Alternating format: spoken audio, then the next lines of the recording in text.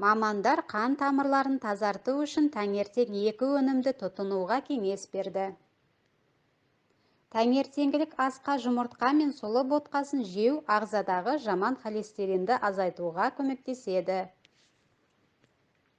Медицина ғылымдарының кандидаты кардиолог Константин Ивановтың айтуынша, жұмыртқада зиян холестеринді азайтатын холин бар. Диетолог Лиза Афинская басқа дақылдарға қарағанда, сұлы холестеринді төмендетуге тиімді дейді.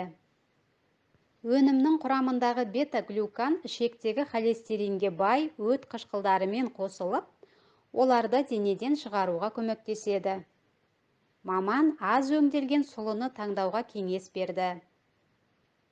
Сөзінше, аз өңделген сайын ботқа соғұрлым ұзақ қорытылады және гликемиялық индексі төмен болады.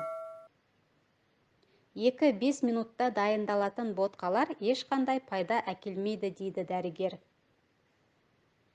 Сондай-ақ холестеринді азайту үшін сары май мен қаймақтан бас тартпау керек екен.